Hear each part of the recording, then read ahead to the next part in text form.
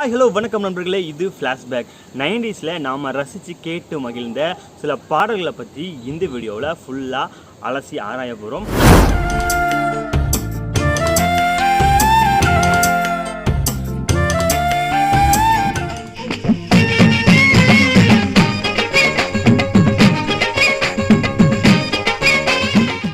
கவிஞர் யுகபாரதி அவர்களோட முதல் பாட்டு பல்லாங்குழியின் வட்டம் பார்த்தேன் ஒற்றை நாணயம் பற்றி தான் அடுத்த 8 நிமிஷம் அலச போகிறோம்.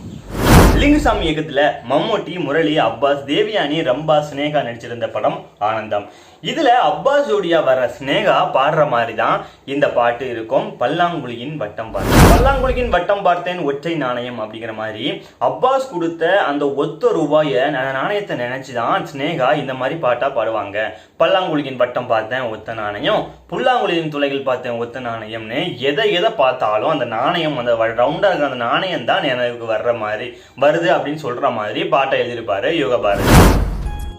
பல்லாங்குழியின் வட்டம் பார்த்தேன் ஒற்றை நாணயம், புல்லாங்குழலின் துளைகள் பார்த்தேன் ஒற்றை நாணயம்.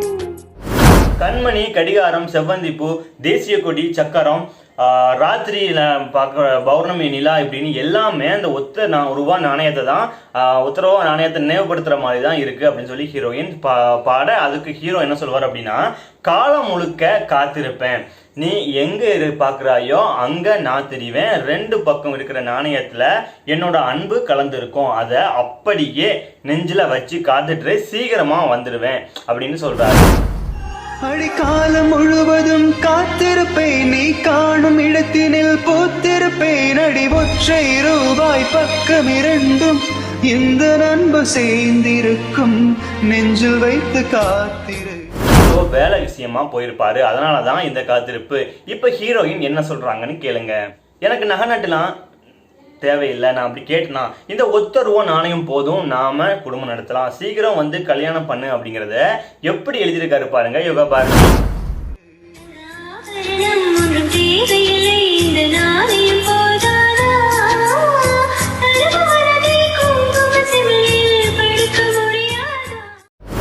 தங்க ஆபரணம் ஒன்றும் தேவையில்லை, இந்த நாணயம் போதாதா, தழுவும் மனதை குங்கும சிமிழில் தடுக்க முடியாதான்னு எழுதுறாரு யுகபாரதி. அடுத்து இன்னொரு பத்தியில காதலி சொல்றதா யுகபாரதி எழுதியிருக்காரு. அட நேற்று நடந்தது நாடகமா, நீ காசு கொடுத்தது சூசகமா, அட ஒற்றை ரூபாய் பக்கம் 2 என்ன சொல்ல காசு தந்தா எண்ணி எண்ணி பார்க்கிறேன் அப்படின்னு சொல்லி சொல்றாரு. ஒத்த ரூபா 2 பக்கம் இருக்கு, என்ன சொல்ல காசு தந்த, எஸ்ஸா நோவா, பூவா தலையா, நினைச்சு பார்க்கிறேன் அப்படின்னு சொல்லி இருக்காங்க. அதுக்கு ஹீரோ வந்து எப்படி பதில் சொல்றாரு பாருங்க. அடி பேரழகே உன்னை சேர்ந்திடவே இந்த நாணயம் ஓர் சாட்சி, அடி பேரழகே உன்னை சேர்ந்திடவே இந்த நாணயம் ஓர் சாட்சி, இருக்கும் உயிரும் உனக்கே உபயம் எதற்கு ஆராய்ச்சி. நம்ம வாழ்க்கையில சேர்றதுக்கு தான் இதுதான் சாட்சி, அதுல என்ன ஆராய்ச்சி அப்படின்னு சொல்லி ஹீரோ கேட்குறாங்க. அதுக்கு ஹீரோயின், சரிப்பா சொல்லிட்டேல, இனி நீ இதுதான் நீ, உன்னை யாருக்கும் காட்ட மாட்டேன், ஏன் கடவுளே வந்து கேட்டா கூட அந்த ஒத்த ரூபாயை காணிக்கையா கூட கொடுக்க மாட்டேன் அப்படிங்கிற மாதிரி சொல்றாங்க. எஸ்டிடினா வரலாறு தானே. ஆக்சுவலாக இந்த படத்துக்கு பின்னாடி ஒரு சின்ன வரலாறு இருக்கு. ஆக்சுவலாக என்னன்னா, இந்த படத்துல மம்முட்டிக்கு ஜோடியா நடிக்க முதல்ல கேட்கறது யாரை தெரியுமா, நம்ம ரம்யா கிருஷ்ணன் தான். ரம்யா கிருஷ்ணனை கேட்கும்போது மம்முட்டிக்கு வந்து அதில் வந்து ஒரு விருப்பம் இல்லை. என்னன்னா, நம்மளோட இவங்க ரெண்டு பேரோட பேர் வந்து ஒத்து வருமா அப்படிங்கிற ஒரு டவுட் அவங்களுக்கு இருந்ததால வேற வழி இல்லாமல் அவரை நீக்கிட்டு அவருக்கு பதிலாக சௌந்தர்யாவை கேட்டிருக்காங்க. ஆனால் ஒரு பிரச்சனையால அவங்களும் ஒத்து வரல அப்படிங்கிற காரணத்தினால சௌந்தர்யாவுக்கு பதிலாக கடைசியாக தேவியானியே மம்முட்டிக்கு ஜோடியாக நடிச்சிருக்காங்க. இதுக்கு முன்னாடி என்ன அப்படின்னா, இதே படத்துல முரளிக்கு ஜோடியா தான் தேவியானி ஃபிக்ஸ் பண்ணி வச்சிருந்தாங்க. ஆனா ஏற்கனவே வந்து அதே காலகட்டத்தில் வந்த ஒரு படத்துல முரளியும் தேவியானும் அண்ணன் தங்கியா நடிச்சிருக்காங்க. இப்போ இந்த ஒரு பேர் வந்து இன்னொரு படத்துல ஜோடியா நடிச்சா ரசிகர்கள் ஏத்துக்கிட மாட்டாங்களே அப்படிங்கிற ஒரு காரணத்துக்காண்டி இந்த பேர் வேண்டாம்னு சொல்லி தேவியானத்துக்கு மம்முட்டிக்கு பேரா மாத்திட்டு தேவியானி இருந்த இடத்துல, அதாவது முரளிக்கு பேரா ரம்பாவா கொண்டு வந்தாங்க. இப்படி இருந்தது தான். இதுக்கப்புறம் 3வது ஜோடி அப்படிங்கிறது அப்பாஸ் ஸ்னேகா ஜோடி அப்படியே உருவானதான். இதுக்கப்புறம் தருண் ஒருத்தரை வந்து 4வது தம்பியை நடிக்க வைக்க பிளான் பண்ணாங்க. பட் ஆனால் அந்த தம்பிக்கு பதிலாக இப்போ ஒருத்தர் நடிச்சிருக்காரு இல்லையா, அவர் வந்து நடிக்க வச்சிருக்காங்க. அவர் ஒத்து வரல அப்படிங்கிறதுனால. ஆக்சுவலாக இந்த பாட்டு ஷூட்டிங் எடுத்த இடம் எது அப்படின்னு சொல்லி பார்த்தீங்கன்னா, பொள்ளாச்சி சுற்றுவட்ட ஏரியா தான். ஒரே இடத்துல தான் திருப்பி காமிச்சிருப்பாங்க. அதில் ஒரு கோயில் வரும். அந்த கோயில் வந்து காஞ்சி காமாட்சி கோயில், வரதராஜ பெருமா கோவில் நினைக்கிறேன், ஏதோ ஒரு காஞ்சிபுரத்தில் உள்ள கோவில் அது. இது வந்து அங்கேயும் எங்கேயும் வர மாதிரி காமிக்கும். கோயில் சீக்வன்ஸ் எல்லாமே அங்கே எடுத்தது. நீங்கள் மற்றபடி எல்லாமே இந்த மலைகள் ஆறுகள்லாம் வரக்கூடிய நதி மாதிரி வரும் இல்லையா, அதெல்லாம் வந்துட்டு பொள்ளாச்சியில் எடுத்ததுன்னு சொல்கிறாங்க.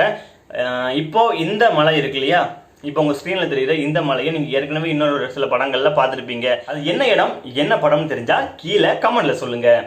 மறக்காமல் நம்ம சேனல் இது வரைக்கும் நீங்கள் சப்ஸ்கிரைப் பண்ணல அப்படின்னா மறக்காமல் சப்ஸ்கிரைப் பண்ணி விட்ருங்க. அதுக்கு முன்னாடி பக்கத்தில் உள்ள பெல் பட்டனே அமைக்கிறீங்க அப்படின்னா நம்மளுடைய வீடியோஸ் வந்து அடுத்தடுத்து உங்களுக்கு வரும். இந்த ஒரு நேரத்தில் இப்படி ஒரு நேரத்தில் நம்ம வந்து நிறைய வீடியோக்கள் பண்ண வேண்டிய ஒரு நிலைமையில் நம்ம இருக்கோம். அதனால் நிறைய வீடியோக்கள் நம்ம பண்ணி போடலான் இருக்கோம். அதுக்காக உங்களுடைய ஆதரவும் எனக்கு தேவைப்படுது. என்ன அப்படின்னா நீங்கள் என்ன மாதிரி வீடியோக்கள் பண்ணலாம் அப்படின்னு சொல்லி எனக்கு சஜஷன் சொல்லலாம். அது மட்டும் இல்லாமல் நான் ஏற்கனவே பண்ண வீடியோக்களை நீங்கள் பார்த்து நீங்கள் இப்படி பண்ணியிருக்கலாம், இதை இப்படி பண்ணியிருக்கலாம் அப்படின்னு சொல்லி அதுக்கும் நீங்கள் பரிந்துரைக்கலாம். இதே மாதிரி நீங்கள் வந்து அறிவுரைகளை சொன்னீங்க அப்படின்னா அதை நான் கேட்டுக்கிட்டு அடுத்தடுத்த வீடியோக்களை என்னையும் நான் மெருகேற்றிக்கிட்டு மேலும் தரமான வீடியோக்களை தர்றதுக்கு நான் வந்து முயற்சி செய்வேன். இது என்னோட சைட்லேருந்து நான் உங்களுக்கு உறுதி அளிக்கிறேன். அதே மாதிரி உங்கள் சைட்லேருந்து ஒரு உறுதி இருக்கணும். என்ன அப்படின்னா என்னுடைய வீடியோக்களை நீங்கள் வந்து தயவு செஞ்சு பாருங்கள். பார்த்துட்டு உங்களுக்கு பிடிச்சிருந்தாலும் சரி பிடிக்கலனாலும் சரி கீழே கமெண்டில் சொல்லுங்கள். நீங்கள் பார்த்துட்டு அப்படியே போக வேண்டாம். சில விஷயங்கள் வந்து உங்களுக்கு பிடிச்சிருக்கும், சில விஷயங்களை வந்து நீங்கள் ஷேர் பண்ணலாம். இல்லை இந்த வீடியோக்களை நீங்கள் இதே மாதிரி கூட நீங்கள் டாபிக் சூஸ் பண்ணலாம், இப்படி பண்ணலாம், இந்த மாதிரி இது பண்ணலாம்னு சொல்லி நிறைய விஷயங்கள் நீங்கள் சொல்லலாம். அதுக்கான நான் வந்து முயற்சிகளை நான் எடுத்து அடுத்தடுத்த வீடியோக்களை நான் சூப்பராக ரெடி பண்ணி உங்களுக்கு முன்னாடி வந்து உங்களுக்கு கொடுக்குறேன். அது வரைக்கும் உங்களிடமிருந்து விடைபெறுவது நான் உதய். பாய்.